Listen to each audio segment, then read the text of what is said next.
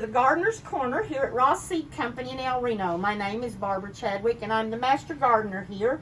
And with the arrival of fall, our attention today is on attracting backyard visitors.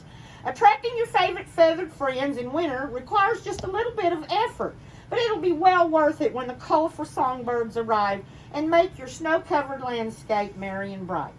I'm joined here today with my good friend and fellow Master Gardener, Janet Horner, as she brings her knowledge of the cold weather flying friends to us. Thank you, Janet, for being here today with us. Let's get started. Thank you, Barbara. I'm happy to be here. We both share an interest in the winter birds that we'll get soon in Oklahoma. And there are some, Barbara put up some pictures of what we can expect in our backyard. Of course, blue jays, we know them. Easy bird to attract to your garden. Lots of peanuts. Sunflower seeds, they love that. These are Junkos. These are dark-eyed Junkos. They come in the winter when it's bad weather. When there's snow on the ground, you'll see them feeding. And they like finch food, sunflower seeds, millet. And then they'll take off when it's good weather, and then they come right back. And these guys will migrate up to Alaska in the summertime. These are our golden finches that you can see here. See that beautiful color? When they arrive in our gardens in December, they have lost their golden color, but you can still tell that they're golden finches by the markings. They stay until March in our gardens if you feed them suet, and thistle and niger seed, and later Barbara will show you some feeders that they've got here at Ross's just for our finches. I think that's it. Barbara's going to talk about the rest of the birds you can expect in your gardens. So one of my very favorite is the Cardinal. Now the males are the ones that have the very bright red color. They'll also have a black face and a spiked crest and red bill. The females are very pale brown with reddish tinges in the tail and wings with an orange bill. They come to the feeders in the early morning when the sun sets. They like to eat from trays or platforms, and they prefer sunflower seeds, safflower seeds, cracked corn, peanuts, and of course our Ross wild bird seed. The hummingbirds are also one of my very favorite. Now I want you to keep your hummingbird feeders up late into fall because our hummingbirds stay with us. They are the smallest of all the migrating birds, and they are the only bird that flies backwards. Their name, hummingbird, comes from the noise that their wings make as they beat fast. They weigh less than a nickel and consume double their weight in nutrition every day. They don't walk and they don't hop, but they use their legs to perch and move sideways. They have no sense of smell, but they do have good color vision and prefer orange and red flowers. It is not recommended that we use red dye in the nectar as it happens to harm these birds. Instead, use feeders that have red coloring in their structure. Things that I think is the most important, that we provide a water source for these birds. Finding open water is always very hard and challenging. A bird bath is a safe way for them to access water. Fountains are also a welcome way for them to keep their feathers clean. Janet? Barbara's got a good picture here of a cardinal on a heated bird bath, and those are easy to do. Just take your bird bath. I think Ross's is selling their heaters specifically for bird baths. You keep this up all winter and it will attract the birds. We usually take our heater out around March or April, as soon as the freezes are over. They say that a clean bird is a warm bird. And using these heating units like this, designed especially for the bird baths, and clear off all the snow around the edges, is just about the best thing that you can have for them. Thinking ahead, the most ideal time to feed your feeders and your bird baths is mid-afternoon before the birds go to sleep, so they can eat well before settling in for a long, cold night. Now I think maybe we should talk about some of the things that we can feed them. When we're ready to feed the birds, we need to remember to serve their favorite foods. Hang more than one feeder to boost the food supply. A buffet of seeds, suet, and fruit will delight winter birds. Janet, what's some of the favorites for us? Okay,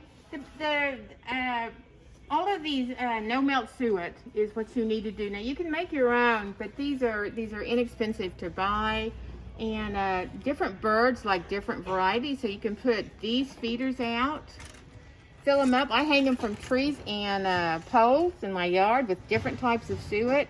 And I'll get different kind of birds like the chickadees, the finches, woodpeckers. Love these. Another thing, this is what we were talking about for our finches, our golden finches. If you will fill this with Niger seed or finch food, this will allow only the small birds to feed. You won't get your big bully birds. Another idea is one that they cling to. And again, it keeps the big birds away. You can see by the pictures, these are golden finches. Sunflower feeder, they love that. Barbara talked to you about keeping our hummingbirds until hummingbird feeders up until November. That's for any stragglers that come around. Then of course we're going to put those back up in March. These are just a simple little thing to hang from a tree or a pole. I have those scattered all over my yard. This is a great idea for suet. This is a double feeder. I really like using the peanut butter suet. I'll get woodpeckers. And then here's some of the food that Ross's is selling. Here's Niger seed for the finches, peanuts. Everyone loves peanuts. Wild finch food, that's for one of the feeders. And then that fruit and nut, that is going to attract a variety of food birds to your gardens. You'll get the chubby little Harris sparrows. You'll get the right crown sparrows. They love that. And Barbara's going to talk to you about some of the feeders she's got here at Ross's. Okay, I'm going to touch real quick on a couple of things on the food end. If you are really into your songbirds, you'll buy dried cranberries and put dried cranberries out in your bird seed mixture for them. It's a very wonderful thing and they really enjoy it. I would suggest also, if you are getting gourds and pumpkins for the Halloween, to be sure and use them to feed the wildlife. You can break them open and put them under your feeder. The squirrels will love the flesh and the birds will love the seeds. That's also going to work for any winter squash that you're cooking for your dinner table. Those seeds are an excellent source of protein. Lay them out on a tray, let them dry a few days, and in the summer, do the same thing with your watermelon seeds. These seeds, they really like them. Okay, so we're going to talk a little bit about shelter. Attracting different species of birds to the nest in your backyard is a very rewarding experience. It's very exciting to see a pair come to your yard, make a nest, and raise their young. There are about 30 species that we call cavity nesters, which means they actually use a birdhouse. Bluebirds, purple martins, sparrows, chickadees, and tree swallows are amongst the common occupants. Most of these birds require a specific house, but this one that we've got I really enjoy because there are 5 different birds that come to this one. And so I bought this one to put in my yard this year. Your most common wooden birdhouse is the very best thing. A lot of metal heats up in the summer and it makes it difficult for the birds. Not all backyard birds use houses. Cardinals, orioles, goldfinches, they rely on bushes and shrubs for shelter. Once you learn to attract winter birds to your yard, you'll want to provide a safe haven of food and shelter year-round to create a 4-season habitat. So we're going to finish up here today, guys, with their habitat. Reducing your fall cleanup when you grow low-maintenance flowers will help. Instead of deadheading and cutting down, you're going to leave those seed heads standing through the winter months. The birds find and appreciate this as an easy access meal. There are many winter interest shrubs. What do you think, Janet? Well, you've got some pictures of some good ones. You've got holly, you've got winterberry, cedar, pine. These will all provide shelter for our birds in winter. And what you can do next spring is think about how to plant these shrubs in your garden. And I know that Barbara carries holly, which has berries. She will have beautyberry, which is an amazing Oklahoma native plant with purple berries.